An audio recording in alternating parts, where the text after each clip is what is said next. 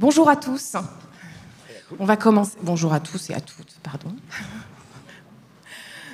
Bah, Christian, tout de suite tu me reprends comme ça? Oui, oui. Pas non plus. Bonjour, je suis Delphine Papin, je suis responsable du service infographie au journal Le Monde. Et finalement, c'est moi qui vais faire la modération, puisque Michel Lefebvre, qui devait la faire, a une indisponibilité. Et pour me remplacer, entre guillemets, j'ai fait appel à Francesca Fattori, qui est journaliste et cartographe dans le service du journal Le Monde.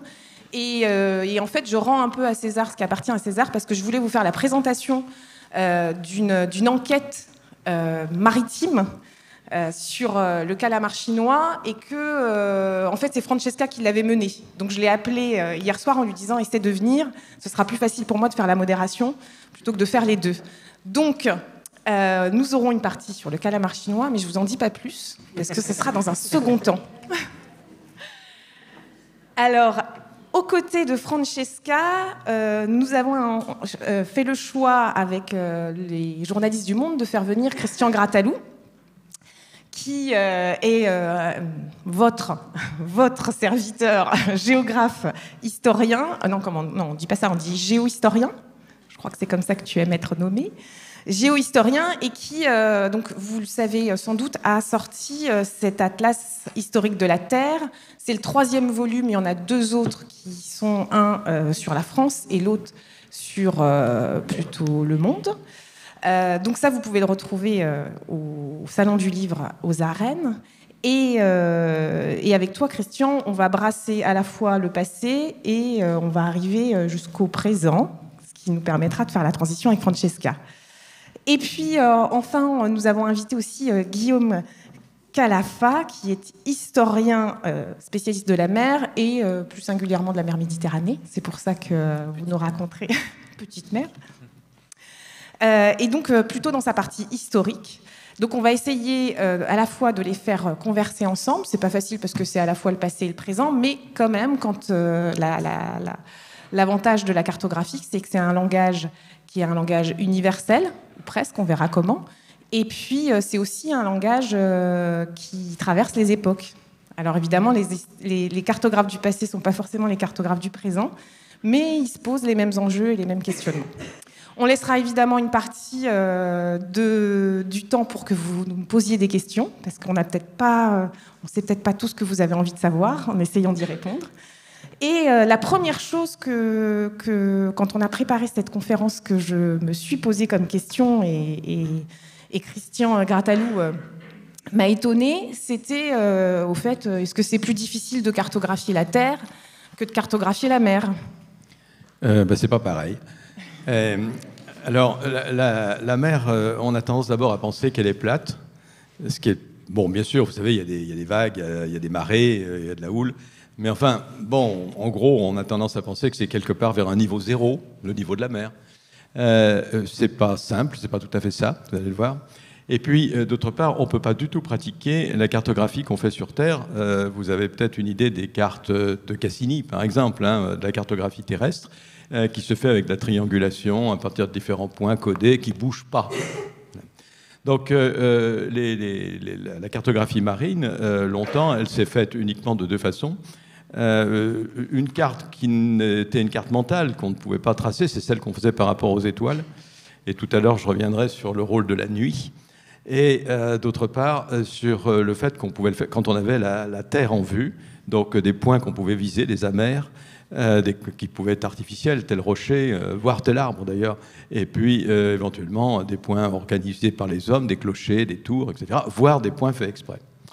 Donc cette cartographie maritime, c'est longtemps fait par rapport à la navigation, par rapport à des caps. C'est pour ça qu'à partir du moment où on a pu construire ces caps de manière un peu ordonnée, avec un angle, eh bien on a fait des cartes d'angle. C'est ce qu'on appelle les portulans dans le monde méditerranéen, et éventuellement même un peu de l'océan Indien, puis par les Européens étendus au reste du monde. Mais c'est pour ça, et aussi pour faire une transition avec Guillaume, qu'on a choisi un portulan de la mer Méditerranée. C'est d'ailleurs là que sont nées les cartes marines occidentales. C'est d'ailleurs plus précis, plus correct que de dire portulan, parce qu'à l'origine, portulan, c'est plutôt la mémoire des marins, éventuellement transcrite sous forme de livres. Et dans ces livres, il peut y avoir des croquis, et ces croquis, ce sont des profils de côte. C'est ce que voient les marins, c'est-à-dire qu'est-ce qu'ils peuvent dessiner. Car le problème, c'est pas de naviguer seulement selon un cap, c'est quand on arrive de savoir où on arrive. On ne peut pas s'approcher trop près parce qu'il peut y avoir des rochers, des récifs, bien sûr. Et il peut aussi y avoir des populations hostiles. Donc, si vous vous êtes trompé et que vous aboutissez chez l'ennemi, ou dans une golfe extrêmement dangereux, bah, évidemment, c'est embêtant. Donc, on a besoin de savoir, et on peut appeler ces savoirs spatiaux de la cartographie, mais ça se transcrit d'abord sous forme de mémoire orale. C'est le cas d'ailleurs de beaucoup d'autres populations au monde. Les Polynésiens ont eu essentiellement une mémoire orale, hein, enfin pratiquement totalement, hein, ce qu'on appelle les cartes ou stick charts, les cartes à bâtonnets. C'est des aides-mémoires et très récents. Vous avez d'abord le fait que la mer, ça se triangule difficilement. D'autant plus que vous êtes sur un bateau qui bouge. Donc à la différence des géomètres de Cassini qui pouvaient viser tranquillement en ayant leur trépied. Là, c'est plus difficile à faire sur mer. Et en plus, maintenant qu'on cartographie aussi par triangulation, mais par satellite, on sait que la mer n'est pas plate. Puisque l'altitude du niveau de la mer est variable suivant les régions du monde. Il suffit par exemple que l'eau soit plus chaude pour qu'elle gonfle. Et c'est-à-dire un des facteurs essentiels de la hausse du niveau marin actuel, c'est l'augmentation de la température de la mer, indépendamment du volume, du nombre de molécules d'eau. C'est donc, on sait que la mer est à des altitudes de plusieurs dizaines de centimètres de différence, voire de plus d'1 mètre, d'un endroit à l'autre du globe. Donc c'est bien compliqué de cartographier la mer. Donc on commence mal. Juste un petit mot sur la carte qu'on a projetée juste derrière. Est-ce que tu peux nous expliquer, je ne sais pas si on voit très bien, qu'ici, tout le long, vous avez en fait des noms écrits. Et c'est ça quand tu dis qu'on vise un cap ? Oui, les portulans sont des cartes de littoraux. Alors, en fait, ce qu'il y a à l'intérieur des terres, on s'en fiche, et c'est de la décoration. Alors, c'est pas inintéressant sur le plan géopolitique, sur le plan des représentations mentales, sur ce que ça nous dit de l'espace, enfin bref, mais ici, on n'est pas pour parler de la terre, mais de la mer. Donc, ce que vous voyez à l'intérieur de la mer, c'est tout un lacis de lignes droites, les rhombes. On appelle parfois, mais c'est un mot discuté, ce lacis de traits le marteloir. En fait, ce sont des traits qui partent des roses des vents. Alors, les roses des vents elles-mêmes ont une histoire, mais ce serait peut-être long de la raconter. Ça vient du fait que pour les marins, ce qui donne le cap, ce qui compte, c'est le vent. Donc, l'orientation, enfin ce que nous on appelle ainsi depuis peu, c'est la direction des vents. Et très souvent, sur les cartes anciennes, vous avez tout un tas de vents qui ont des noms, d'ailleurs, des noms antiques. Hein, le plus connu est le Zéphyr. Mais ce n'est pas le pire, vous avez qui nous donne ces directions. Alors, à partir de ces roses des vents, qui sont, somme toute, des sortes d'applications de la boussole, vous avez des lignes, généralement c'est en multiples de 12, qui partent et qui aident le marin à trouver son cap. Il sait où il part, il a sa boussole et il sait de garder son cap. Évidemment, ça bouge. Hein. Le résultat, c'est qu'ensuite, il a besoin de savoir où il arrive. D'où le fait que les littoraux sont le point essentiel de ces cartes. Et vous avez l'impression qu'il y a une sorte de chevelu, je pense, sur le littoral. Il faudrait zoomer. C'est le fait qu'il y a des petits noms qui sont mis tout au long. Alors souvent, ils sont mis dans la mer. Là, ils sont mis sur terre. Et qui nous donnent des toponymes de repères qui peuvent être des baies, des caps, la configuration naturelle, qui peuvent être des amers, qui peuvent être aussi des indications plus urbaines, par exemple, quand il y a tel ou tel type de port, ce qui est évidemment ce qui compte pour le marin. Guillaume, est-ce que vous voulez ajouter quelque chose sur les portulans ou est-ce que je passe la carte Ouais, peut-être très rapidement dire que ces cartes que l'on voit et celles qu'on a conservées sont rarement celles des marins, des capitaines qui utilisaient généralement des cartes beaucoup plus rudimentaires et qui s'appuyaient, comme l'a dit Christian Grattalou, sur des descriptions, sur des textes. En vérité, les routiers des mers étaient davantage des descriptions de littoraux et donc la cartographie des mers, là, ce qu'on voit ici, c'est une belle carte qu'on peut aussi afficher, qu'on peut montrer à ses invités de marque, et ça signale un niveau social du propriétaire de cette carte très élevé. Vous voyez d'ailleurs les effets sur la mer Rouge qu'on reconnaît ici et qui signalent aussi le lieu, et ensuite évidemment des grandes villes, des cités. C'est assez intéressant de voir d'ailleurs le lien entre Portulan et vues de ville, la façon dont certaines vues de ville, des vues d'oiseaux presque de cités, sont placées dans les grands centres de la Méditerranée. On voit le Caire très nettement, et puis regardez la taille de Gênes. La taille de Gênes dans cette carte, qui est immense, gigantesque, elle dit quelque chose d'un état géopolitique de la Méditerranée à cette région. Je ne sais pas si vous voyez aussi la bannière de Saint-Georges, de la grande cité génoise. Et c'est pour ça que je suis d'accord avec vous, on va travailler sur cartographier les mers, mais c'est pas mal quand même de regarder ce qu'il y a sur les terres pour comprendre aussi le moment de production de la carte et évidemment l'état politique que ça signale. Regardez, j'adore ce portulan-là parce que Gênes est immense et Venise beaucoup plus petite. Donc ça dit quelque chose aussi de la décision génoise de produire un discours sur la Méditerranée et la puissance à cette époque. Je voulais juste faire une toute petite remarque qui sera valable jusqu'au 19e siècle, donc encore pendant un petit moment de nos propos. Toutes ces cartes sont évidemment faites à la main. Ça demande un travail absolument énorme. Vous imaginez d'ailleurs l'angoisse du cartographe ou du spécialiste, parce que c'était un pro spécialisé qui faisait ça, par exemple d'écrire le texte, enfin, les tout petits textes, il fallait être capable d'écrire tout petit. Donc évidemment ça explique que ces cartes de démonstration soient très très très chères. Et à l'époque, effectivement, ça coûtait très cher de faire une carte et les cartographes gagnaient bien leur vie. C'était le bon temps. Justement, tu m'as signifié, quand on a préparé, qu'il y avait des cartes pauvres et des cartes en contradiction. Est-ce que tu peux revenir sur ce terme ? Oui, c'est vrai, on pourra montrer quelques croquis plus tard, mais peut-être plus tard, un peu de suspense quand même. Mais c'est ce que peut-être sur ce point, le rôle de l'atelier cartographique. Alors, aussi. On peut passer effectivement sur le rôle, oui, parce que tu l'as bien introduit, le rôle du cartographe dans tout ça, et surtout le rôle de l'atelier cartographique. On pourra peut-être faire le pendant d'ailleurs. Qu'est-ce que c'est qu'un atelier cartographique ? Tout à fait. Par le passé, qu'est-ce que c'est qu'un atelier cartographique aujourd'hui ? Parce que ces cartes sont signées ou parfois anonymes. Certains atlas, certains portulans magnifiques qui ne sont pas signés. Mais ce qui est tout à fait intéressant, c'est que évidemment la signature est celle de l'atelier du cartographe qui est entouré de toute une équipe. Justement, par exemple. Voilà, alors par exemple, là c'est magnifique, alors malheureusement le PowerPoint est un peu décalé, mais c'est une carte de la mer Méditerranée de Guillaume Sanson. Les Sanson, c'est une dynastie cartographique de cartographes du roi au XVIIe et au début du XVIIIe siècle qui ont joué un rôle absolument considérable dans la production cartographique française, notamment au service de Louis XIII, Louis XIV. Et donc, chaque carte est aussi liée avec des représentations politiques, on pourra y venir. Mais derrière ces grands noms, Guillaume Sanson, Nicolas Sanson, leur cousin Duval, eh bien, il n'y a pas qu'une famille, il y a aussi les femmes qui jouent un rôle très important dans parfois l'écriture, la préparation des encres, etc. Toute une équipe qui va intervenir. Et là, vous avez affaire à une carte imprimée. Et donc, il y a le cartographe qui va produire le manuscrit de la carte, mais il y a aussi l'éditeur qui va jouer un rôle important, les imprimeurs qui vont intervenir eux aussi. Alors parfois, il y a des contrefaçons de cartes. Ces pauvres Sanson, ils se sont fait piller leurs cartes un peu partout en Europe.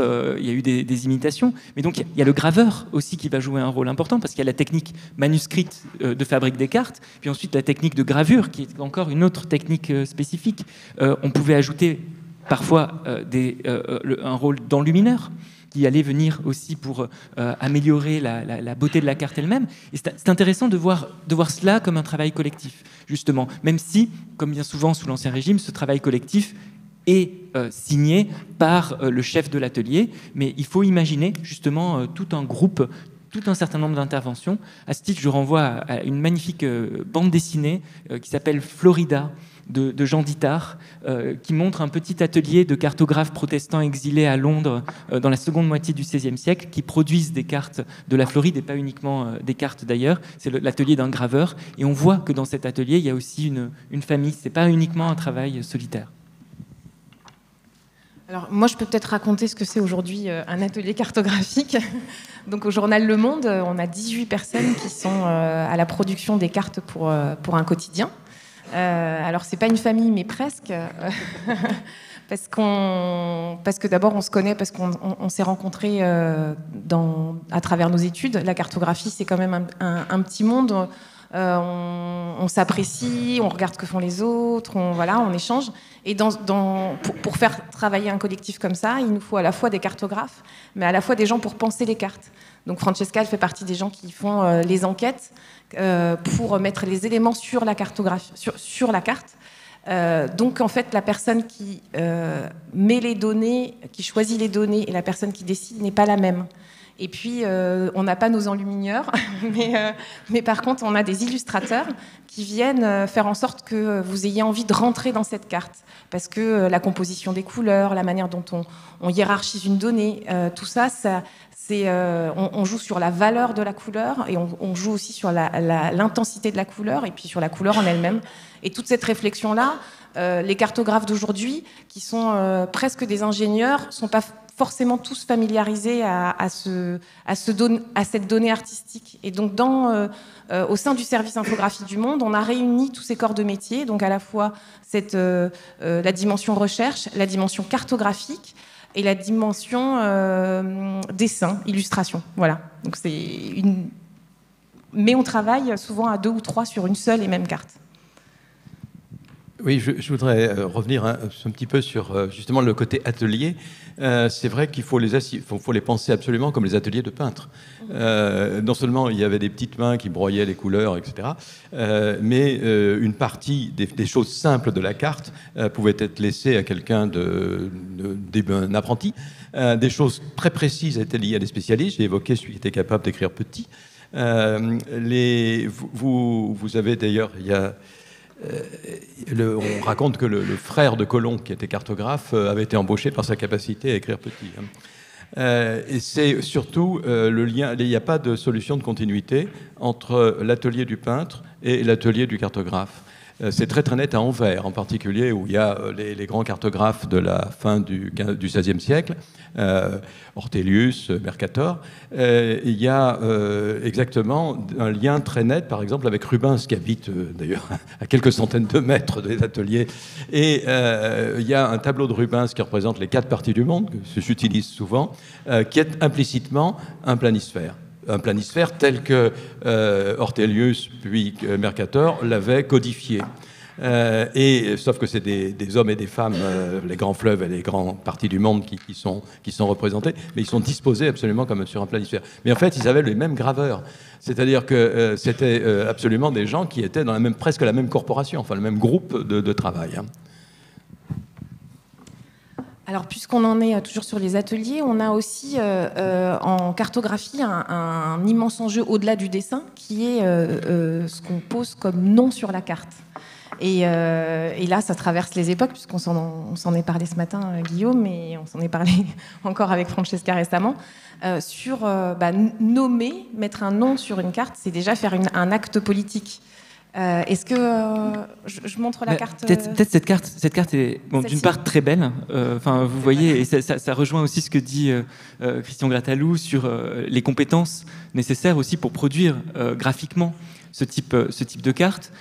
Et une question qu'on peut se poser justement à l'époque moderne, en tout cas qui va se poser du point de vue aussi cartographique, c'est tracer des limites, des confins, des frontières.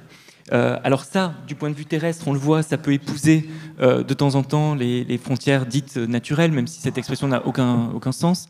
Mais en tout cas, on voit des tracés colorés, par exemple, qui séparent ici le duché de Savoie de la République de Gênes et de la Provence. Enfin, vous ne voyez pas forcément nécessairement, mais ce sont des petits liserés jaunes qui vont séparer avec parfois des enclaves, etc. Une question, c'est comment tracer ces limites en mer ? Est-ce qu'il y a des juridictions, des États sur les mers ? Et comment essayer de les montrer aussi par la cartographie ? Alors il est intéressant, là c'est une carte d'une immense dynastie aussi de cartographes, les Blauw, qui sont néerlandais, d'Amsterdam, qui sont au service de la grande compagnie des Indes néerlandaises, des Provinces-Unies. Ce sont les Samson, si vous voulez, de Hollande. Ils produisent des globes, pas uniquement d'ailleurs des cartes, des atlas, etc. Et les Blauw, là, nous montrent la mer Ligure. Vous voyez la mer de Gênes, justement, on est toujours à Gênes. Et on voit des galères génoises, donc qui marquent la souveraineté de la République de Gênes sur cette portion de mer. Et de manière très intéressante, vous voyez également des vaisseaux néerlandais, on reconnaît le pavillon d'Orange et d'Amsterdam, qui se rendent non seulement à Gênes, mais aussi dans le port toscan de Livourne.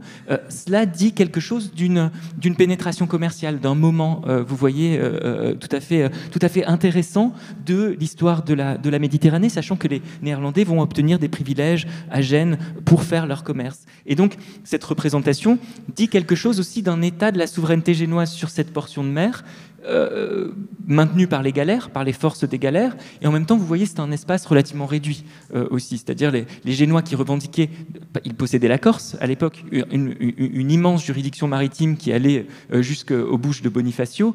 Là, leur souveraineté maritime exclut presque la Corse, même si ce modèle cartographique est aussi lié à la volonté de représenter la République elle-même, avec évidemment des symboles de la République de Gênes. Alors là, vous voyez un toponyme en latin, Mare Ligustico. On peut en montrer peut-être d'autres après ce petit navire, ou peut-être non.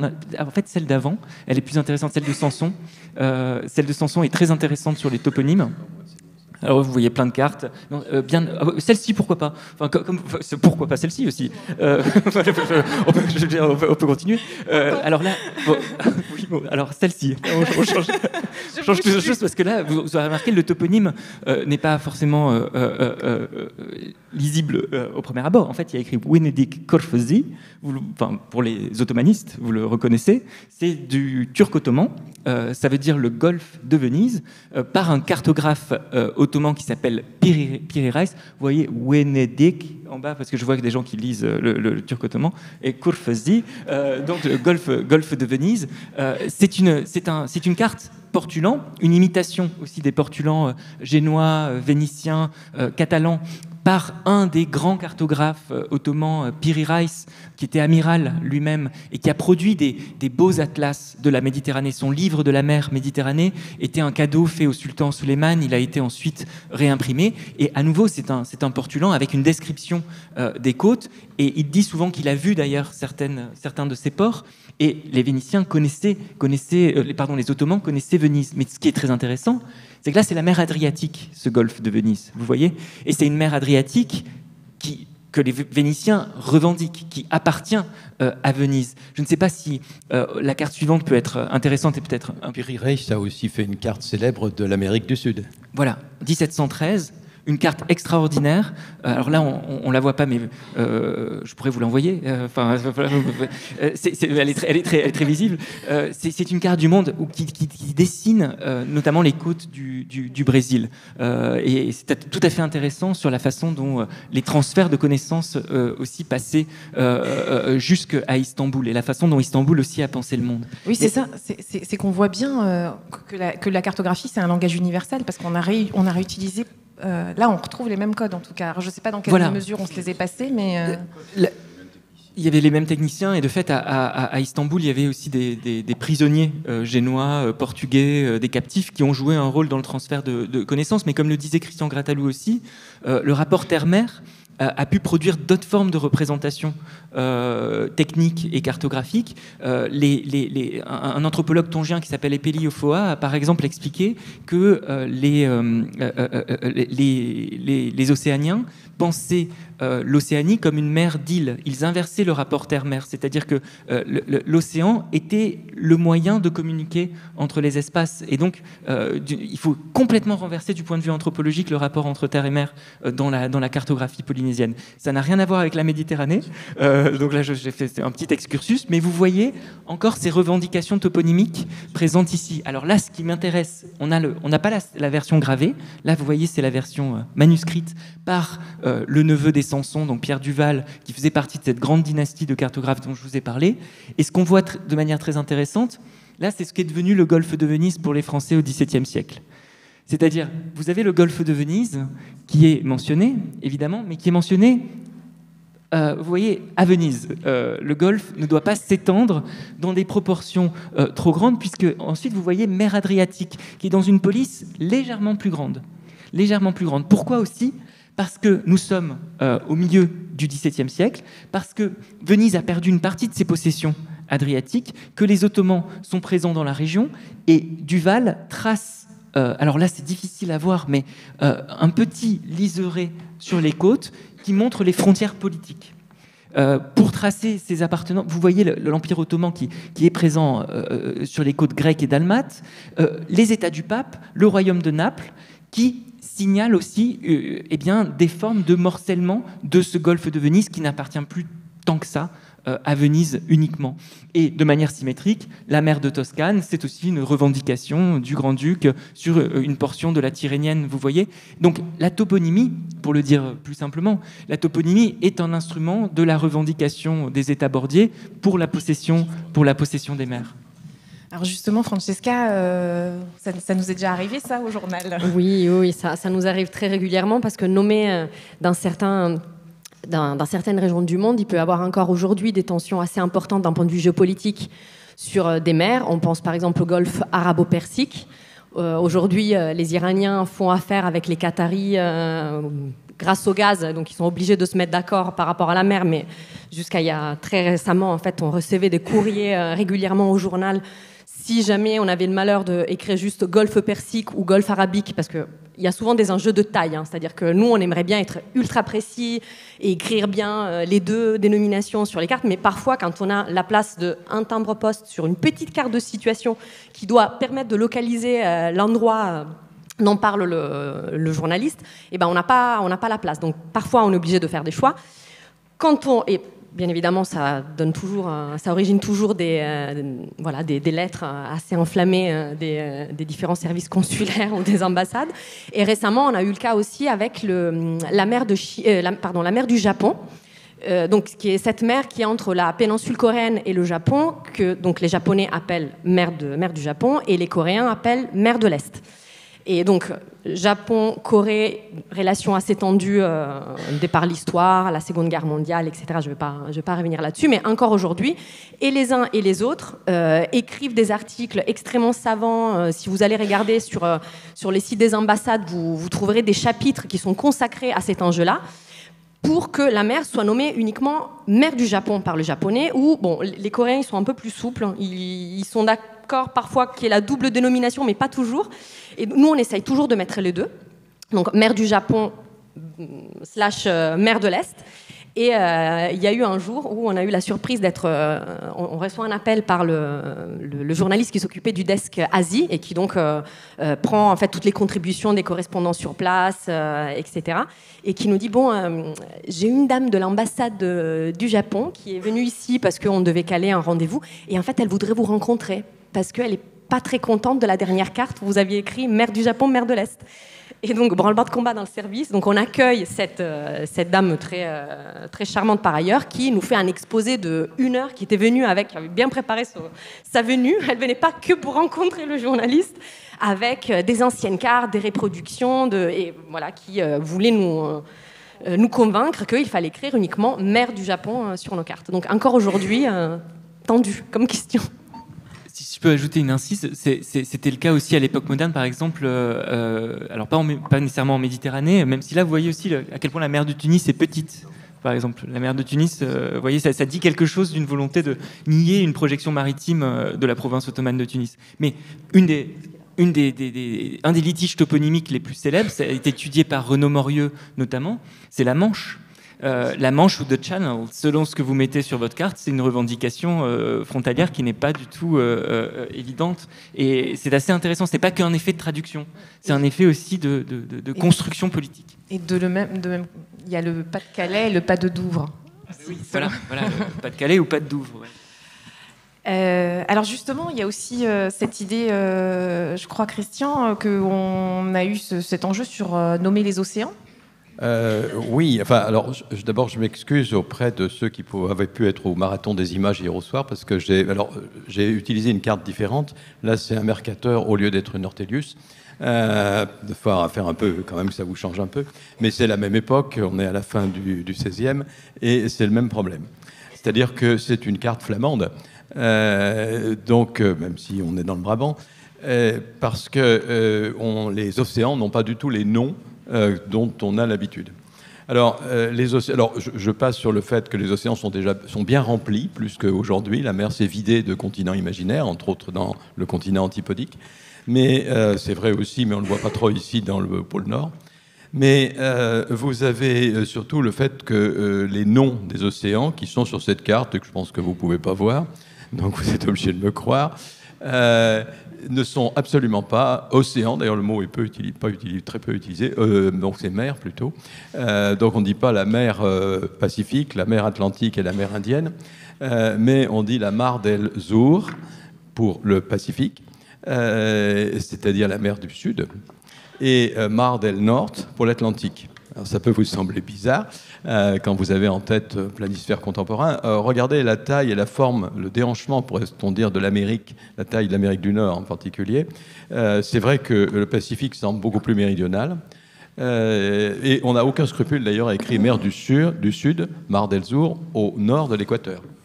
D'ailleurs, on peut écrire Mar del Nord au sud de l'équateur, d'ailleurs, dans l'Atlantique. Mais en fait, en général, la mer du Nord correspond à ce qu'on appelle l'Atlantique Nord, c'est-à-dire ce qui est au nord du rétrécissement entre le Brésil et le golfe de Guinée. Donc, on parle souvent d'une mer éthiopique dans la partie méridionale, une mer africaine, si vous préférez, dans la partie, en particulier dans la cartographie française, dans le sud de l'océan Atlantique. Seul îlot de stabilité, et ça a permis à Emmanuel Vagnon de faire un très beau livre sur l'histoire de la cartographie de l'océan Indien, la marée Indicus, la mer indienne, elle ne change pas depuis l'Antiquité, c'est très stable. Alors ça concerne surtout le nord, et évidemment il n'est pas question d'océan austral comme on le délimite aujourd'hui. Donc non seulement les découpages, les notions, en vous rappelant, je crois que j'ai mis une diapo ensuite qui est... Ah ben non, elle n'est pas là, tant pis. Donc j'avais mis une diapo de l'Atlas de la Terre.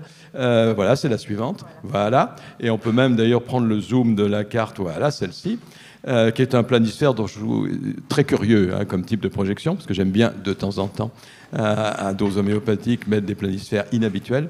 Mais ce planisphère a un grand mérite, c'est qu'il montre bien qu'il n'y a qu'un seul océan. Alors, pour ceux qui sont très loin au fond, je vous signale que ce que vous voyez en plein centre, c'est l'Antarctique. Donc, c'est un peu bizarre, n'est-ce pas? Et vous avez peut-être du mal à reconnaître les terres émergées. Donc, ce qui est intéressant, c'est de montrer que les courants drainent un seul océan. Et qu'on raconte, mais personne n'a évidemment fait le voyage, qu'une goutte d'eau met 5 ans pour faire absolument tout le tour de l'océan mondial. Bon, je tentais que ça fonctionne vraiment comme ça. Mais vous voyez, en gros, on a fait son voyage tracé sur la carte. Donc, un seul océan, et on a depuis longtemps, et en tout cas depuis le XVIe siècle, pris l'habitude de découper la mer et d'inventer des hydronymes, comme on dit, c'est-à-dire des noms d'océans et de mer.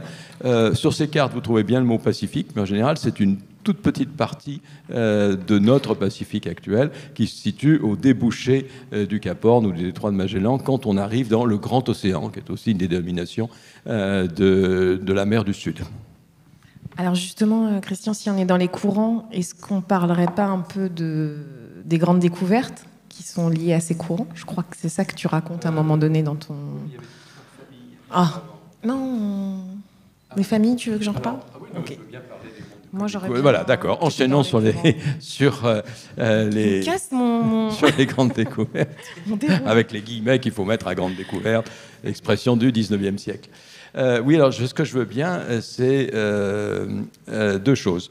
Il y a deux diapos un peu plus loin. Alors je ne sais pas où elles sont. Voilà, on va commencer par celle-là, puis après la suivante. Oui, j'ai essayé pour l'Atlas mondial de faire une sorte de carte mentale. Alors, je ne sais pas si les cartes... Ouais, bon, c'est tout blanc, hein, ce que vous voyez. Disons que sur le papier, comme ça vous donnera envie de feuilleter l'Atlas, sur le papier, on a un planisphère assez classique, hein, avec le Afrique au centre, orienté au nord, hein, tout à fait banal, pas du tout celui de la mer que vous venez de voir. Et j'ai essayé de situer ce que pouvaient cartographier correctement, à peu près, les Européens à la fin disons, en 1491, pour prendre un titre célèbre.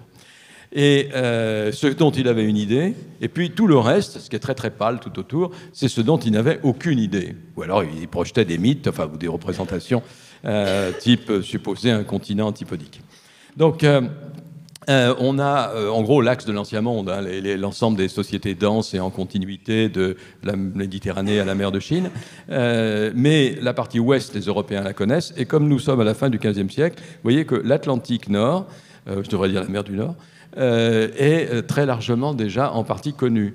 En particulier grâce au fait qu'au fin XIVe et au XVe, les Européens ont fait déjà une avancée vers l'ouest décisive, qui est ce qu'on appelle la Macaronésie, c'est-à-dire les Açores, Madère et les Canaries, dont ils se sont emparés. Ce qui est important d'ailleurs, et ensuite ils vont aller plus loin. Et c'est là qu'ils apprennent à faire de la navigation en haute mer, en très haute mer pendant des jours et des jours sans littoraux. C'est un élément très important parce que jusque-là, les Européens, comme d'ailleurs les navigateurs de l'océan Indien, qui était le cœur de la navigation ancienne, comme les navigateurs en mer de Chine ou je ne vais plus nommer les mers de l'Est parce que je vais avoir si j'ai bien compris, des ambassadeurs qui vont nous sauter dessus. Donc, celles qui sont à l'est de l'Eurasie. Là aussi, on avait essentiellement des techniques qui n'étaient pas loin du cabotage, donc on naviguait le jour. Alors, ce qui fait que ça doit être celle-là. Ah non, pardon, je suis revenu en arrière. Voilà. Je vous explique dans un instant cette carte. Et donc, pour se lancer en haute mer, il faut une révolution importante parce que, si j'ose dire, on va passer du jour à la nuit. Car quand vous êtes en très haute mer, comme les Polynésiens depuis le début de notre ère, hein, quand on est en très haute mer, la nuit, c'est la nuit qu'on voit. C'est la nuit où les étoiles, évidemment, ça suppose une culture du ciel étoilé, une culture des mouvements des planètes, etc. Enfin, c'est évidemment une question de gens très savants, de maîtres de navigation. Mais on sait où l'on est, on sait où l'on va. Tandis que le jour, la seule indication qu'on a, c'est le soleil. Évidemment, sa position dans le ciel qui nous donne l'heure, et puis sa hauteur sur l'horizon qui nous donne la latitude. Mais c'est bien, c'est utile, mais c'est tout. Tandis que la nuit, en haute mer, on est éclairé, c'est juste dire, on peut cartographier, c'est la cartographie astronomique au sens littéral du terme, et on peut penser l'espace et éventuellement d'ailleurs le traduire en carte, comme peuvent le faire les Polynésiens.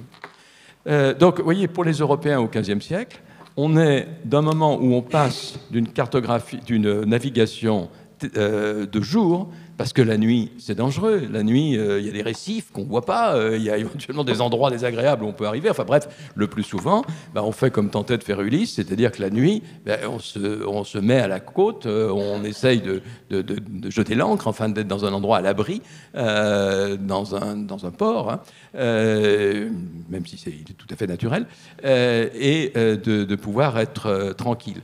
Donc ça explique le type de cartographie qu'on vient de voir, type Portulan, qui était une cartographie des littoraux. Tandis qu'à partir du moment où les Européens vont se jeter dans la Grande Mer, comme avaient fait bien avant eux les Polynésiens, il faut le rappeler, donc quand ils vont vouloir traverser l'Atlantique ou contourner l'Afrique, eh bien évidemment c'est la navigation de nuit qui devient intéressante, et là on est en haute mer. D'où l'intérêt de se demander où sont passés les Européens et pourquoi ils passent là. C'est pour ça que j'ai essayé de faire un planisphère avec les courants qui vont en gros, si je caricature, vers l'ouest et ceux qui vont en gros vers l'est. sachant qu'il y a des zones indécises, des renversements, et ce que vous avez en violet, c'est là où ça va vers l'est en été et vers l'ouest en hiver, j'ai nommé les moussons. Donc ça explique que dans l'océan Indien, la navigation la plus ancienne était une navigation, y compris de nuit d'ailleurs, mais essentiellement de jour. Mais les premières droitures, les premières navigations hauturières, les Grecs l'ont fait dans l'océan Indien, entre le débouché de la mer Rouge et puis l'Inde. Et ils n'étaient évidemment pas seuls à le faire. Donc les Européens ont un paradoxe à gérer, c'est que l'Europe est vent debout. Lorsque le vent dominant souffle en Europe, comme on le sait, aujourd'hui, il y a une perturbation qui aborde la pointe Bretagne. Enfin, j'ai l'impression de... je ne suis pas une dame, je ne peux pas faire le bulletin météo. Mais donc, on aborde la pointe Bretagne et on sait que demain, il va pleuvoir parce que ça vient de l'ouest. Et ça a commencé dans le sud de la France aujourd'hui. Bon, fini pour la météo du jour. Mais vous avez là une circulation générale qui est paradoxale, puisque la société, l'ensemble social, l'Europe, qui va tisser le monde, qui va créer des liens de navigation partout dans le monde, qui va le coloniser en fait, eh bien, c'est une société qui est repoussée à la côte.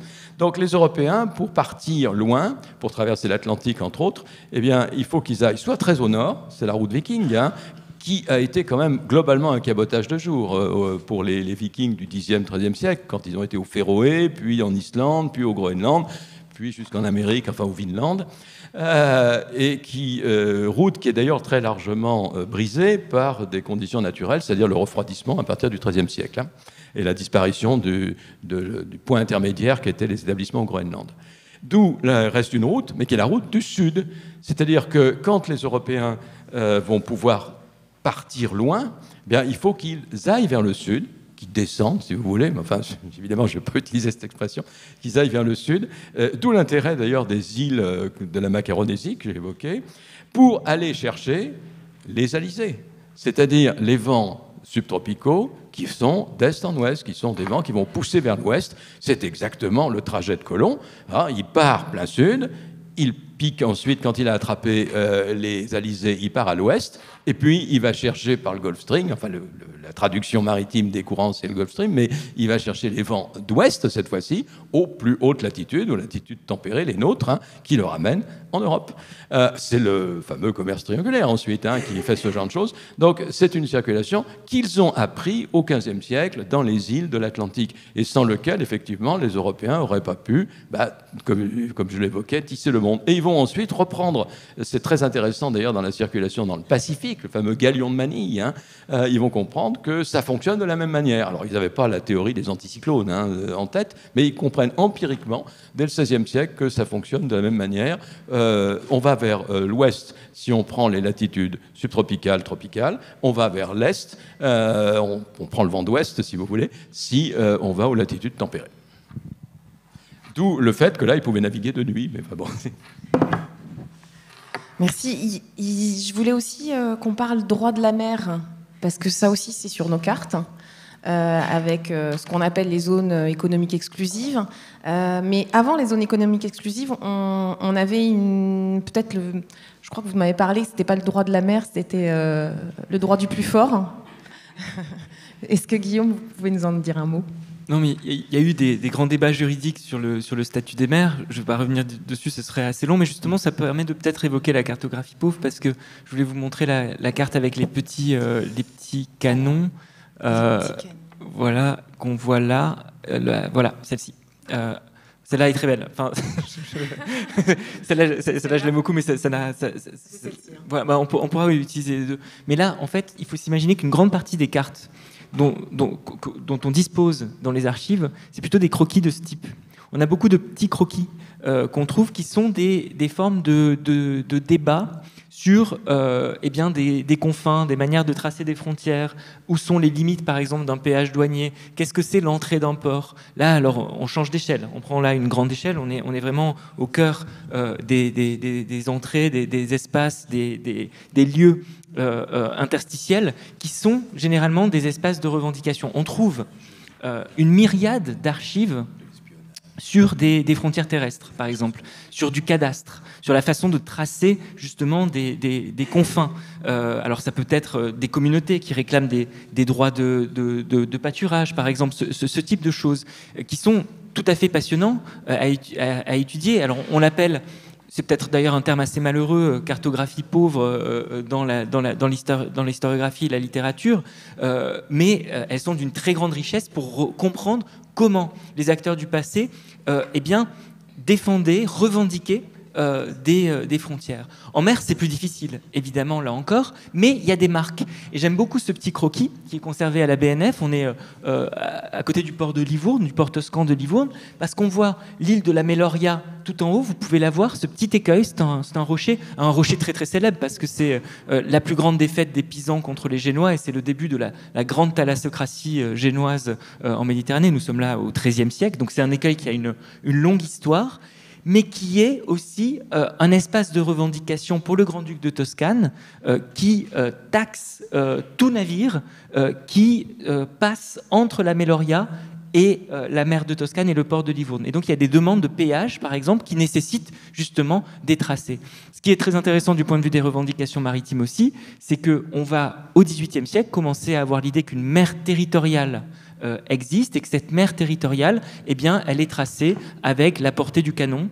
C'est une convention. Alors, cette portée du canon donne lieu ensuite à des critères 3000, 5000, etc. Et évidemment, on peut considérer que la mer territoriale, dans ses formes ensuite actuelles, a donné lieu à des tentatives d'extension, la zone contiguë, les ZEE, qui morcellent peu à peu l'espace juridictionnel de la planète, avec des questions sur le statut justement que permet la juridiction sur les mers. S'agit-il d'une souveraineté? S'agit-il d'une manière de s'approprier aussi les ressources? C'est évidemment, aujourd'hui, on l'a dit en partie, un des domaines les plus contestés du droit international, et sans doute aussi un des plus explosifs en termes de conflits maritimes possibles, puisque ça fait naître de nouvelles formes de voisinage. Les ZEE, avec par exemple des conflits franco-brésiliens qu'on n'attendrait pas forcément comme conflits frontaliers intuitivement, mais qui pourtant, du point de vue des mers, le sont évidemment avec la Guyane, mais pas uniquement. Et dans le Pacifique, évidemment, vous savez, le petit îlot de Clipperton qui donne lieu aussi à des revendications françaises qui sont très importantes comparées à la taille de cet écueil. Si on reprend l'autre carte, et c'est juste pour la mentionner parce que elle est très belle, et j'aimerais juste la commenter. Alors là c'est la belle carte. Justement, c'est celle qu'on montre chez soi, et ça montre qu'on sait des choses, etc. Alors, ça n'a aucun intérêt du point de vue de la navigation, que ce soit clair. Évidemment, c'est une carte qui est assez célèbre parce qu'elle est dans... Enfin, assez célèbre, si vous aimez Georges Perec, parce qu'elle est dans la vie mode d'emploi, au chapitre 69, Cyril Altamont, il y a la description de son bureau, et elle orne son bureau, et cette carte est de François Olive, d'une autre grande dynastie de cartographes, à nouveau une grande famille d'origine mallorquine qui a exercé à Marseille. Et là encore, on voit en fait des disputes maritimes qui sont représentées ici, et des revendications, par exemple, des affrontements entre Malte et les Ottomans, les Génois et les Ottomans. Je pourrais rentrer dans les détails. Bon, là, c'est de la grande cartographie baroque, mais de manière intéressante, il y a aussi des projections politiques, des messages politiques que charrient ces cartes. C'est un peu redondant avec ce que j'ai dit tout à l'heure, mais on peut voir la Mecque, on peut voir justement Venise, Marseille, qui est très importante, et des vues de ville aussi, tout à fait intéressantes. Au nord, vous voyez Marseille et Toulon, qui sont les instruments portuaires de la projection française sur la Méditerranée, et au sud, on peut le voir, Alger, Tunis, Tripoli, Alexandrie, autant de villes ottomanes avec lesquelles les Français ont des liens commerciaux intenses. Et c'est aussi intéressant de voir cette carte pour cela, qui mélange plan de ville, vue de ville, portulant, et vous avez vu aussi un foisonnement de détails sur les embarcations, sur les conflits de l'époque. Donc pour ça, c'est assez intéressant de voir aussi comment on a manifesté cette volonté de projeter la force des États et la juridiction sur les espaces liquides.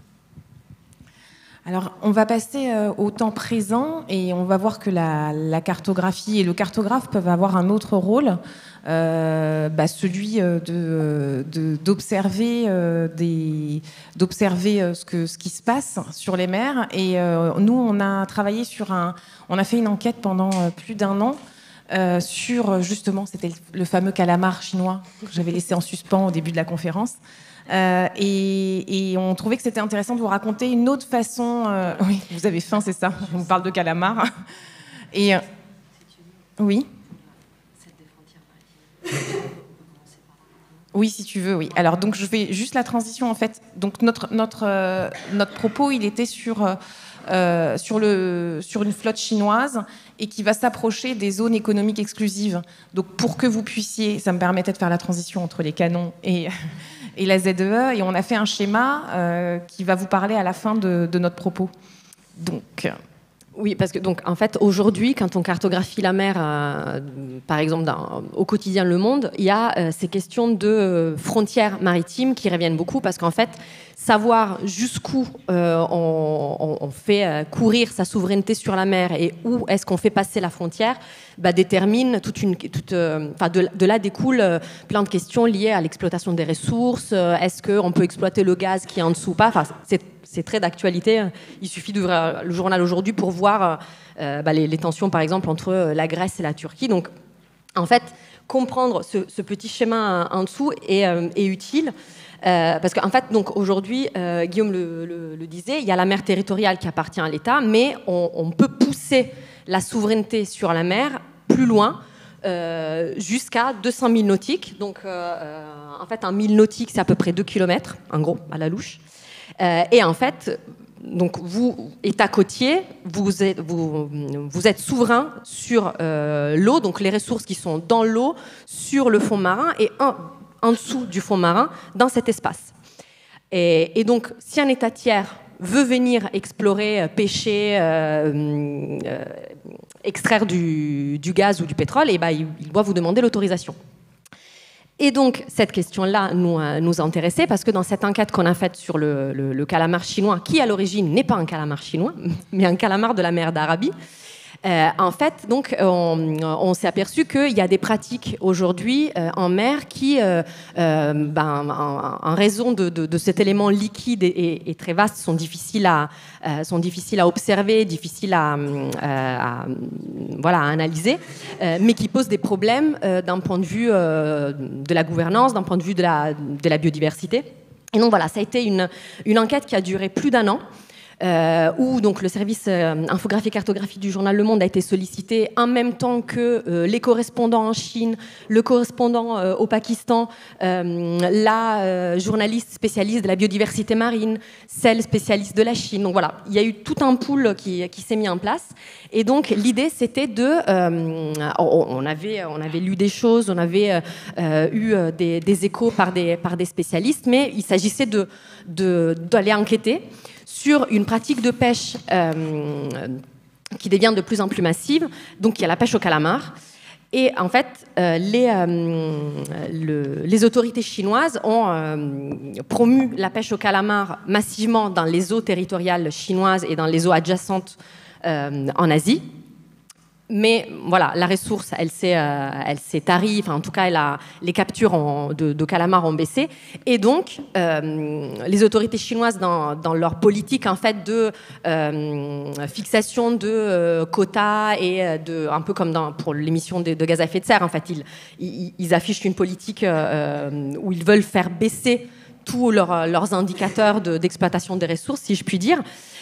Donc, ils ont posé des quotas sur leurs eaux territoriales, tout en promuant la pêche ailleurs. Et donc c'est cette fameuse cette fameuse navigation en haute mer dont parlait Christian, qui s'est mise en place dans le passé, où en fait il s'agit de partir et non pas revenir chez soi à la fin d'une nuit de pêche ou d'une semaine de pêche, mais partir de plus en plus loin, aller de plus en plus loin dans des eaux qui ne sont pas les eaux chinoises, qui sont les eaux internationales, mais quand même à proximité de certaines côtes, pour pêcher.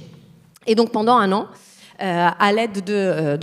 ce que vous avez vu, c'est le résultat de cette enquête sur un an. Donc, il y a eu 2 doubles pages de photos, d'enquêtes et de cartes dans le journal. Il y a eu aussi un grand format interactif en ligne dont on a été très fiers parce que voilà, ça réunissait pas mal de... il y a eu beaucoup plus de cartes et d'infographies dans ce format en ligne dont je vous ai mis le lien. Et donc, on peut avancer. Je vais vous raconter en fait comment on a fait. Rapidement, ouais, tu peux. Oui, bah, ouais. Alors, je vais. Alors justement, peut-être que tu peux nous raconter juste ce que c'est que. Non, on va pas vite. Juste ce que c'est que ce bateau, parce que en fait, ce bateau, il va vous expliquer toute la suite. Moi, j'aimerais que tu me racontes le bateau et pourquoi il y a cette lumière dans ce bateau. Qu'est-ce que c'est? Alors, donc, ce bateau-là, c'est ce qu'on appelle un jigger ou un bateau à turlute. C'est pour ça qu'on l'appelle un jigger. Voilà, c'est pour ça qu'on utilise plus le terme anglais. Et donc, en fait, c'est un bateau qui est spécialisé dans la pêche au calamar. Et en fait, donc, c'est jigs, d'où le terme jigger. Ce sont des leurres qui sont des hameçons très nombreux qui sont donc attachés à des lignes de pêche qu'on jette dans la mer. Et en fait, les lumières, ce sont les leurres qui permettent aux pêcheurs d'attirer le calamar. En fait, le calamar, il est attiré par la lumière bleu-verte. Enfin, la lumière tout court, mais en particulier verte. Je ne saurais pas vous dire pourquoi, mais c'est comme ça. Et donc, les bateaux spécialisés dans la pêche au calamar attirent le calamar avec ces lumières qui sont à l'extérieur du bateau, mais parfois accrochées même aux lignes de pêche. Les calamars affluent en masse sous les bateaux. On fait descendre les fils de pêche et hop, on pêche le calamar. Et donc, il y a des rouleaux qui remontent les fils. Et donc, vous avez des dizaines, des centaines de calamars qui sont pêchés en une nuit, quoi. Et c'est quelque chose qu'on voit depuis l'espace, ces lumières vertes. Là, peu de temps après qu'on ait commencé notre enquête, il y avait Thomas Pesquet qui était à l'époque, donc c'était à l'automne 2021, il était à l'époque dans sa 2e mission sur la Station spatiale internationale, et donc il avait posté cette photo où on voit, donc, vous voyez la courbure de la Terre, l'atmosphère, le ciel, et en dessous, donc, c'est la côte asiatique. Je ne sais pas trop où exactement, il le précise pas, mais voilà, vous voyez, il y a des grandes lumières, ce sont des éclairs, des points plus petits, donc c'est des bateaux. Et donc, il le dit même dans son commentaire, des bateaux de pêche en mer, selon Aki, donc l'un de ses co-astronautes, les points verts sont des éclairages de navires utilisant cette couleur pour pêcher le calamar. Donc, vous voyez, c'est quelque chose de assez visible. Donc, l'Asie, je vous disais, c'est une zone où les Chinois ont massivement pêché le calamar et aujourd'hui, ils continuent encore. Il y a même un port en Chine qui a tellement prospéré grâce à la pêche du calamar. Il y a eu un musée du calamar qui a été ouvert en 2021. Donc, pour vous dire combien cette économie est importante.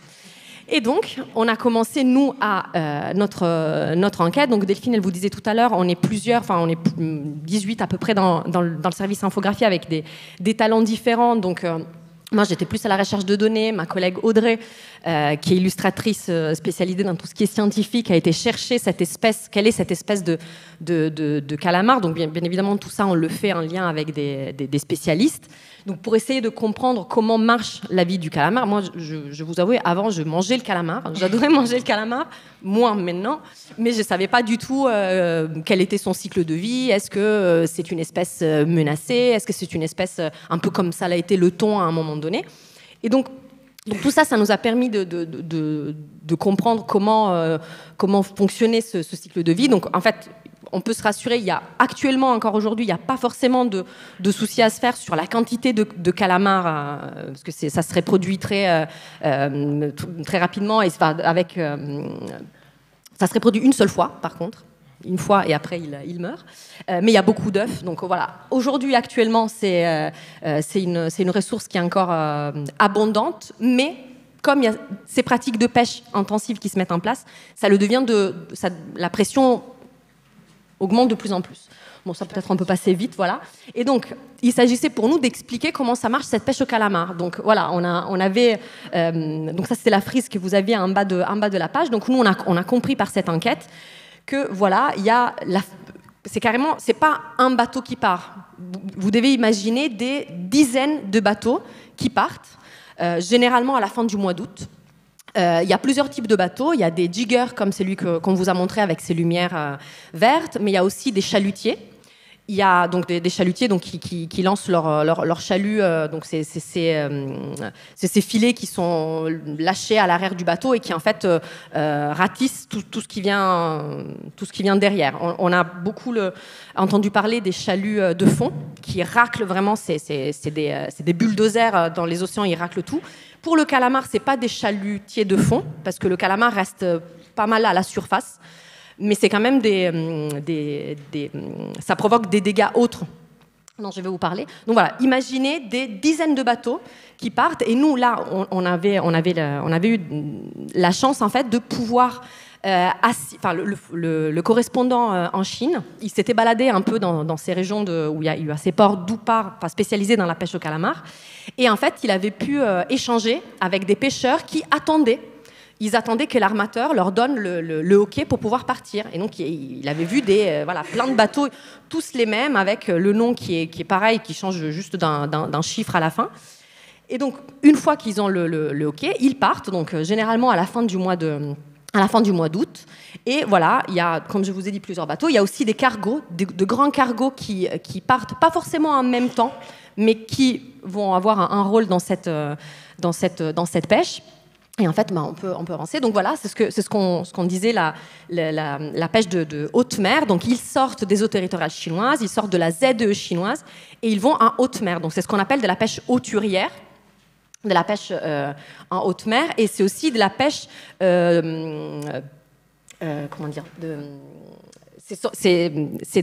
ce sont des flottes hauturières. Attends, on peut revenir en avant. Ça a un terme spécifique. Tu peux revenir au schéma. Non, mais bon, on avance. Voilà, pardon. Et donc, une fois qu'ils arrivent sur place, donc la zone qui nous intéressait, c'était la mer d'Arabie, parce que c'est là qu'aujourd'hui se concentre cette pêche. Une fois qu'ils arrivent sur place, ils commencent à pêcher. Donc, voilà, comme on vous disait, il y a ces bateaux avec les lumières. On allume les lumières, les calamars arrivent et ils sont pêchés, donc vraiment avec ces filets qui remontent très très vite. Ou, comme je vous ai expliqué, avec les chalutiers. Et là, on peut avancer. Voilà, on prend tout ce qui passe, donc calamar ou autre. Et donc, le problème, c'est qu'on peut avoir ce qu'on appelle des prises accessoires, donc des prises qui n'étaient pas prévues. Mais dans ces prises accessoires, il peut y avoir des espèces qui, au contraire, à la différence du calamar, sont en danger et donc dont la pêche est fortement réglementée, comme le cas du thon, qui est présent en mer d'Arabie, mais qui est réglementé. La pêche du thon est réglementée en mer d'Arabie. Or, le problème, c'est que généralement, quand on a des prises accessoires de ce type, on est censé les relâcher.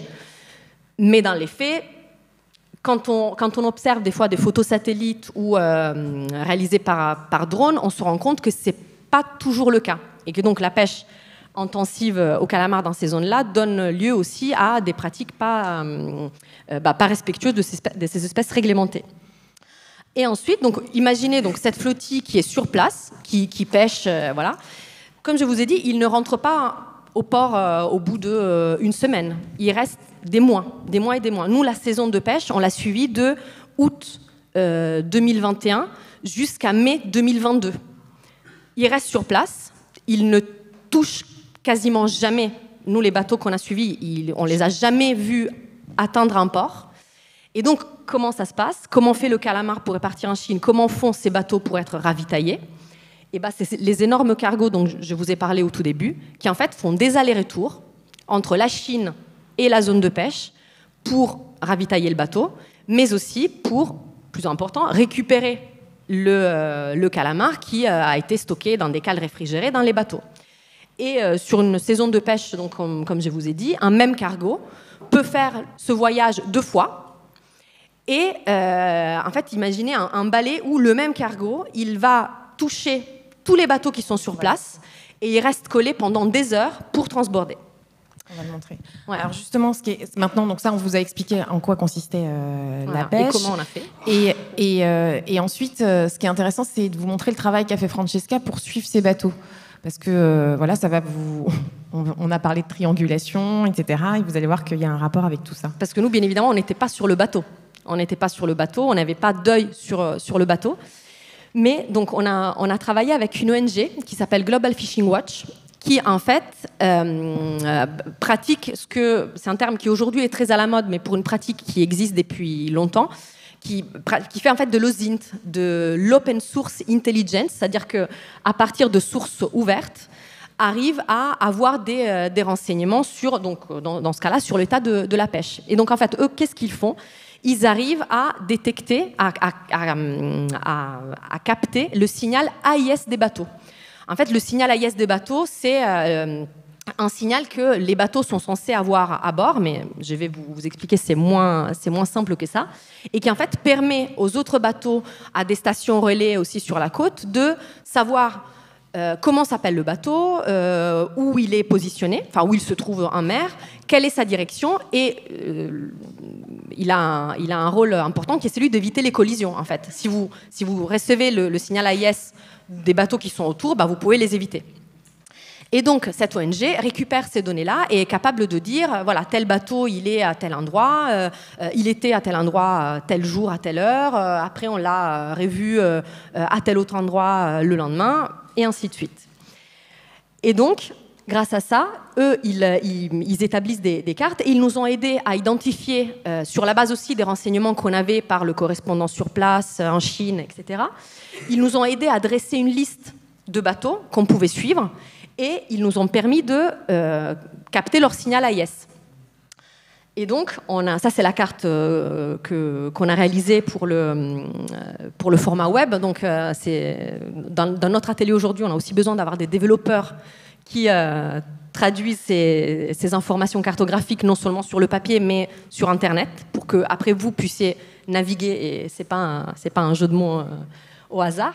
Et donc voilà, on a pu donc là vous avez en bas une frise avec, donc chaque ligne colorée correspond à un bateau qu'on a pu suivre. En jaune, c'est le cargo dont je vous parlais tout à l'heure, qui donc a fait les allers-retours, et on a vu, grâce aux données de cette ONG, qu'il touchait vraiment aux mêmes dates des bateaux de notre flottille de pêche. Et donc voilà, vous voyez au fil du temps la pelote qui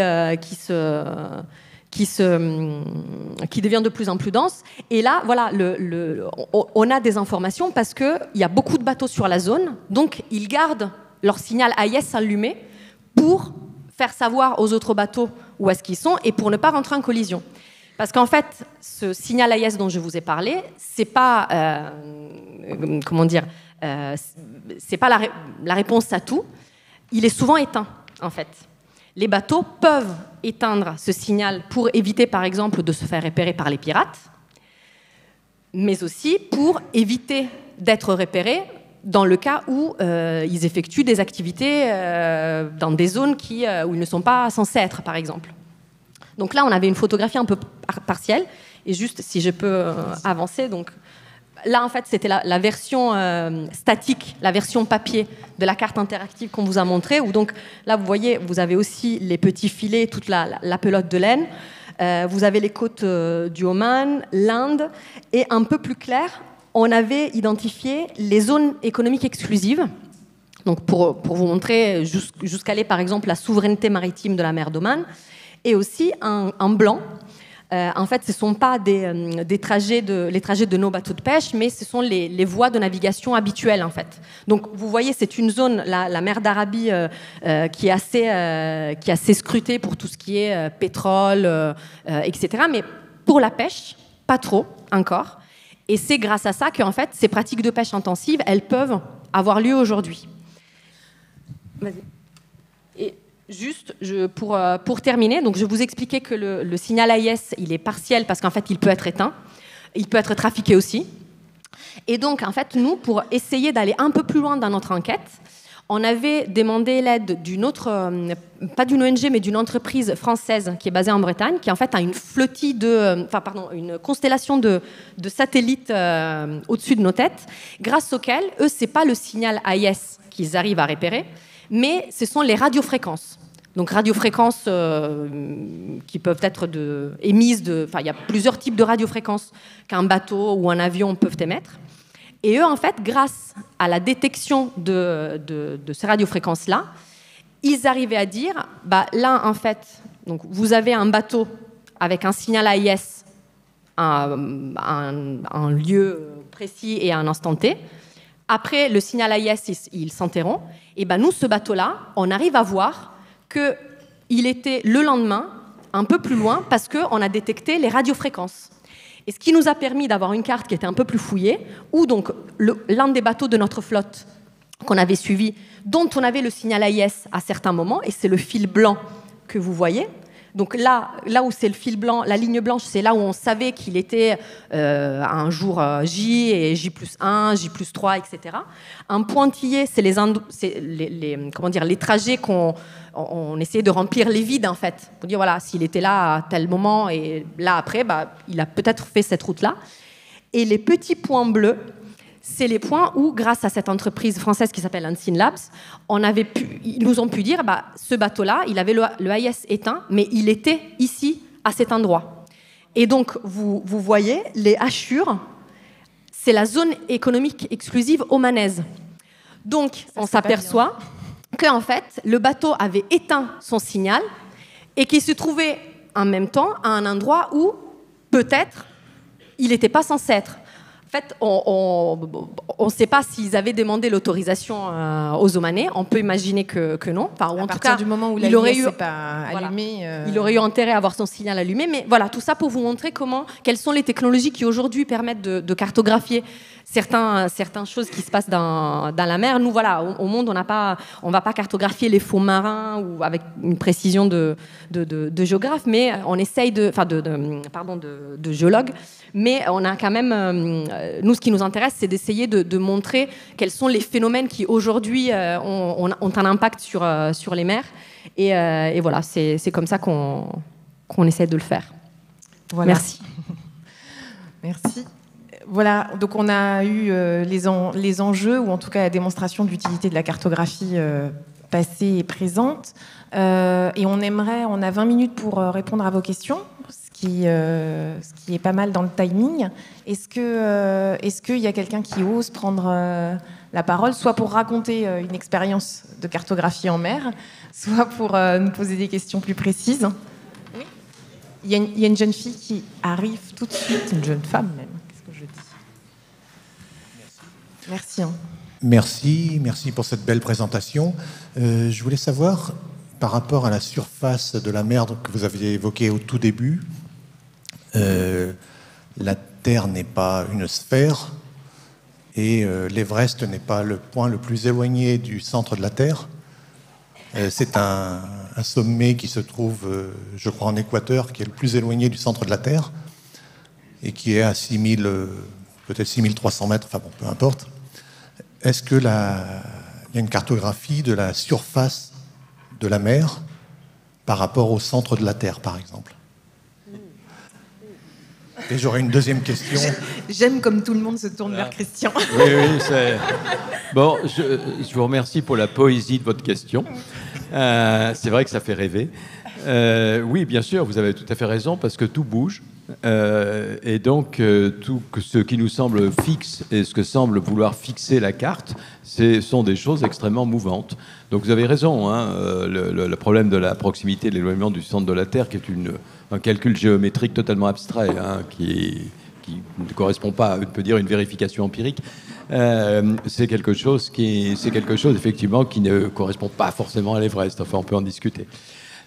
Donc c'est vrai pour la mer également, sauf que la mer, effectivement, ça bouge beaucoup plus vite, hein, c'est tout. Donc certes, on peut avoir effectivement cette espèce de phénomène de vagues emboîtées qu'on retrouve dans toutes nos cartographies. D'accord. Et puis une autre petite question sur la salinité de la mer. Est-ce qu'il y a des cartographies pour savoir si elle est plus ou moins salée à certains endroits? Je pense en particulier on parlait du calamar. En face de l'Amazone, dans les eaux internationales, j'ai cru comprendre que des bateaux venaient pomper l'eau douce dans les eaux internationales en face de l'Amazone. Oui, c'est une vieille histoire, hein, parce que vous savez que Colomb s'en était un peu douté, mais c'est Amerigo Vespucci qui l'a le plus utilisé, l'idée qu'on avait affaire non pas à des littoraux d'îles à l'ouest de l'Atlantique, mais à une étendue continentale beaucoup plus vaste, parce qu'on débouchait d'énormes fleuves, et que l'eau était douce sur des milles et des milles marins au large. Qu'il le constatait, puisque éventuellement il faisait déjà au fin 15e, ce que vous évoquez, pour prendre de l'eau douce. Donc oui, bien sûr, la salinité a une géographie, elle a même une histoire d'ailleurs. Donc c'est un aspect qu'on n'a pas évoqué du tout, hein, parce que la cartographie de la salinité, ça existe, hein, mais enfin c'est assez très précis et très technique. Hein. Je ne suis pas sûr que ça nous concerne directement. Et Guillaume ?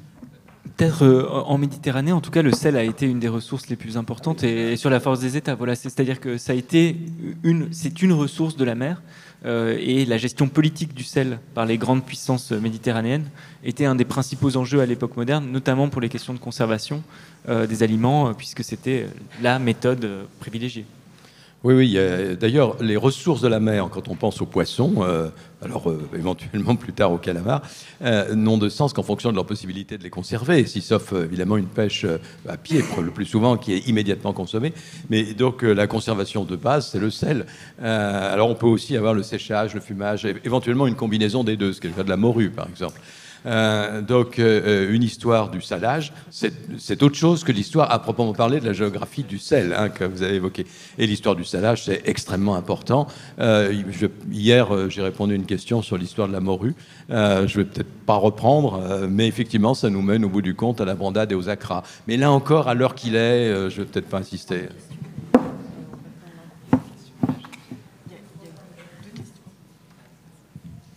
Oui, bonjour. Il semblerait que pour lutter contre les bateaux qui coupent leur indicateur, leur indicatif, il y a des petits malins qui utilisent des albatros, selon le principe que si on met une balise sur un albatros, il va se nourrir des déchets qui sont pêchés par ces poissons. Et donc, quand on voit un albatros qui s'immobilise et qui tourne autour d'un point, on peut aller regarder s'il n'y a pas un bateau qui pêche dans les environs. Et ce serait une idée de la France en plus. Je ne savais pas, merci. C'est vrai que c'est ingénieux. Les albatros au monde, peut-être qu'ils pourraient vous aider, qu'ils pourraient faire partie de l'équipe. Va en embaucher. Bonjour tout le monde. Je voulais, par rapport à la salinité, là, c'est par rapport à la radioactivité et à la pollution des mers. Est-ce qu'on peut cartographier aussi toutes les pollutions qu'il peut y avoir ? Ça, on s'est posé la question parce qu'on parle beaucoup à un moment donné, on en parlait beaucoup du continent de plastique qui flottait dans les océans. Alors nous, on a essayé de chercher une carte de cela.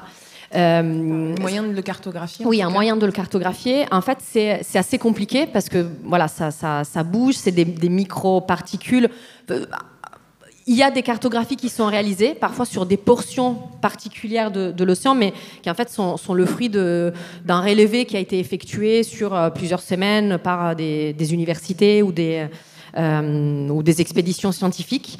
À ma connaissance, il n'y a pas de cartographie extensive et générale sur les microplastiques, on avait travaillé, mais c'était sur les fleuves. Oui, voilà.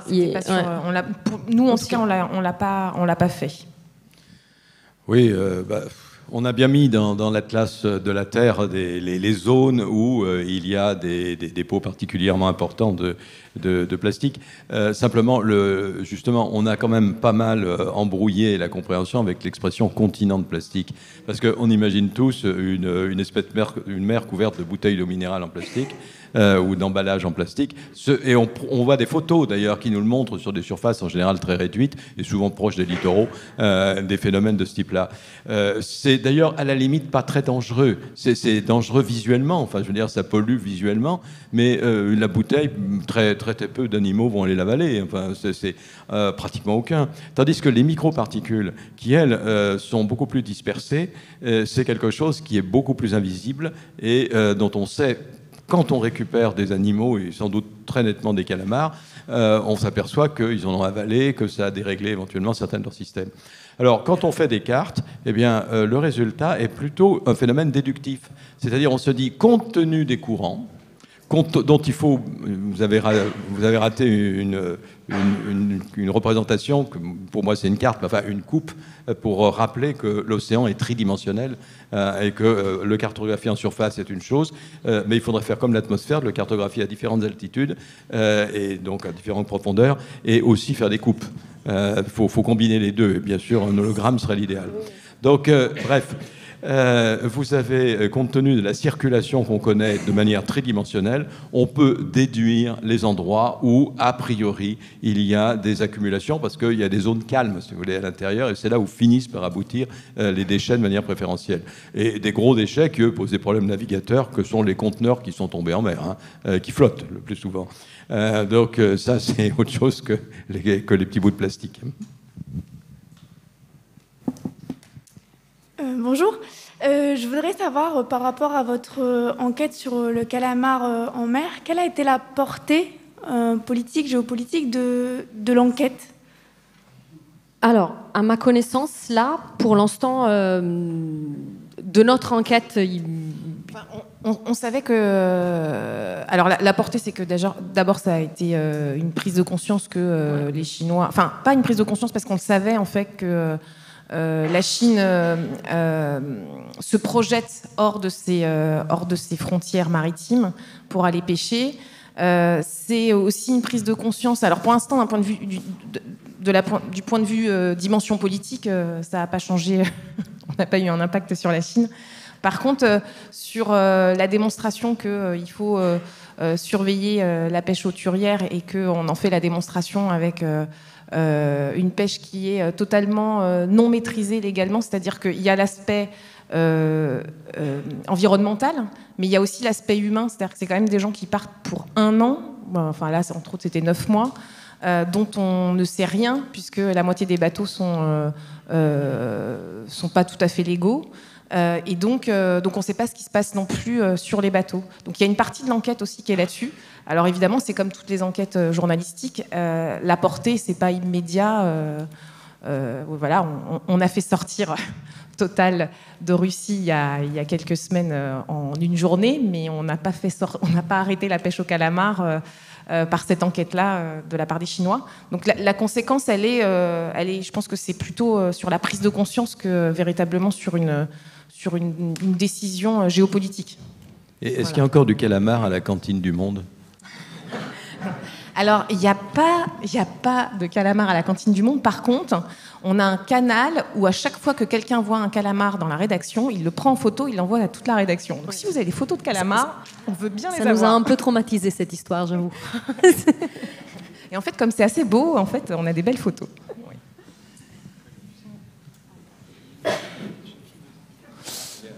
Oui, bonjour. En fait, je suis marin parce que je navigue régulièrement et j'utilise des cartes marines du CHOM et je voulais savoir quelle était la fréquence de renouvellement des cartes marines à cette époque, à terre et en mer.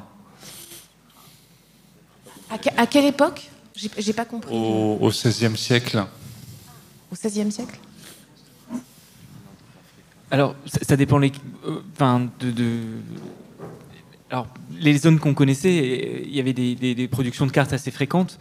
Ce qui est intéressant au XVIe siècle, c'est précisément le tracé de nouvelles côtes, celles qu'on ne connaissait pas, avec parfois, et longtemps, des espaces qui ont été cartographiés de manière très imprécise. Je pense notamment à la mer du Sud, dont parlait Christian Grattalou, l'espace Pacifique. Il faudra attendre les voyages de Cook dans les années 1760 pour qu'on ait une cartographie du Pacifique qui ressemble plus ou moins à ce qu'on connaît. Mais longtemps, on a pensé par exemple que la Nouvelle-Guinée et l'Australie ne formaient qu'une même terre, et même que la terre de feu, ou en tout cas l'île des États au sud de la terre de feu, était le début d'un océan austral, d'une terre australe, d'une terra australis, qui allait jusqu'à la Tasmanie, ce qui est gigantesque potentiellement. Imaginez la place de cette côte-là. Donc évidemment, chaque navigation, chaque expédition dite de découverte s'accompagnait de nouvelles cartes, mais c'est assez intéressant comme question, la question du secret des cartes aussi. C'est-à-dire la façon dont un certain nombre de puissances ont cherché à garder secrètes des routes, des lieux, des îles. Sainte-Hélène, par exemple, qui était utile. On voit bien avec aussi les cartes des courants. C'est assez magnifique parce qu'on voit la route empruntée par les Portugais, la fameuse Volta, et on voit ce que les Hollandais ont fait en descendant plus au sud pour rejoindre Jakarta.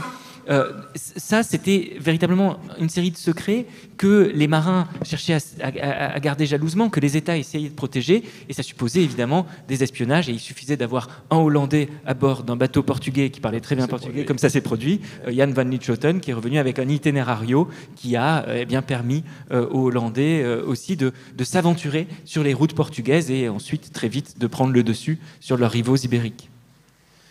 J'ai demandé à Delphine qu'on mette à l'écran la Cantino, parce que c'est l'une des plus célèbres cartes, enfin l'une des histoires d'espionnage industriel, enfin en l'occurrence. C'est une carte de 1503 qui, vous voyez, donne un planisphère qui n'est pas absurde, qui est très très réaliste en 1503. C'est-à-dire qu'on ne sait pas très bien. On connaît des choses qui évoquent cette carte vers 1502, mais il y a des traces, des connaissances qui ne pouvaient être acquises que par le voyage fait par des Portugais en 1503 sur cette carte. Or, c'est une carte que vous trouvez actuellement à Modène, d'ailleurs à l'université de Modène, mais qui avait été commandée par... alors je ne me souviens plus quel est le prince italien qui avait commandé la Cantino. Il s'agit d'une copie, alors tout à fait par espionnage et par sans doute de gros moyens financiers, de la carte qui était dans l'état-major central portugais, qui mettait sur carte toutes les découvertes qui étaient faites par les voyages qui étaient régulièrement envoyés pour contourner l'Afrique. Vous voyez, on n'est pas très très loin, enfin 1503, c'est peu de temps après Vasco de Gama. Donc vous avez des connaissances que les Portugais gardaient jalousement. Et évidemment, c'était qu'un tout petit nombre d'initiés, des cartographes royaux et des grands navigateurs qui connaissaient ce type de cartographie.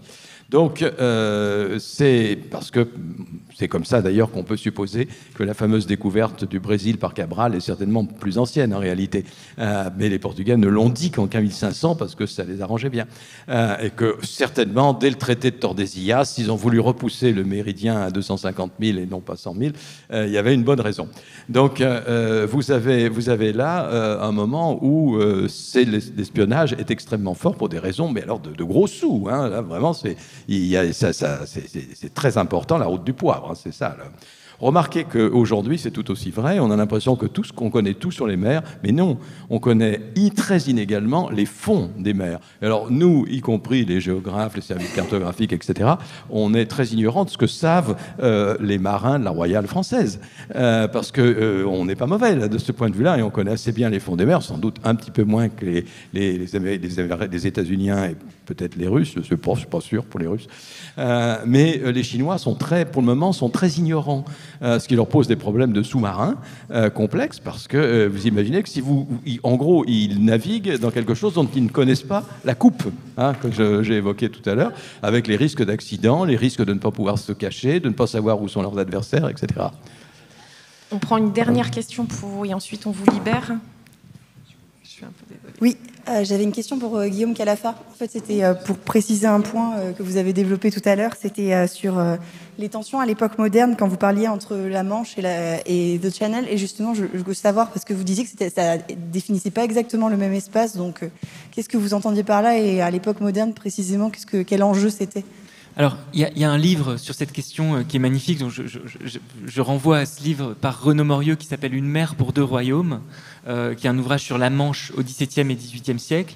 Et en effet, dans la cartographie, on voyait des débats sur justement la projection souveraine des royaumes de France et du royaume d'Angleterre sur un espace, et en particulier pour des questions de pêche déjà. sur des questions de licence, sur les limites justement aussi du secours et de l'assistance qu'on pouvait porter aux marins dans la région. Alors évidemment, The Channel, c'était une revendication de la mer anglaise, de la mer britannique. Et ça supposait pour les navires français, s'ils croisaient un navire anglais, théoriquement, de baisser leur pavillon. Et donc de montrer, vous voyez, un signe de reconnaissance de la souveraineté anglaise. Évidemment, les Français considéraient que la Manche était une mer française et qu'il ne s'agissait pas du tout de montrer un signe, vous voyez, d'infériorité politique. La question, c'est voilà, le statut des Narrow Seas, qui a été un des éléments de la puissance britannique, c'est-à-dire la revendication de la souveraineté anglaise par ce geste de l'abaissement du pavillon, eh bien, qui était, vous voyez, c'était honorifique, mais c'était aussi, évidemment, éminemment politique pour tracer ce qu'étaient vraiment les frontières. Donc Channel et Manche, c'est la même mer, mais pour deux royaumes qui veulent y dire des choses différentes.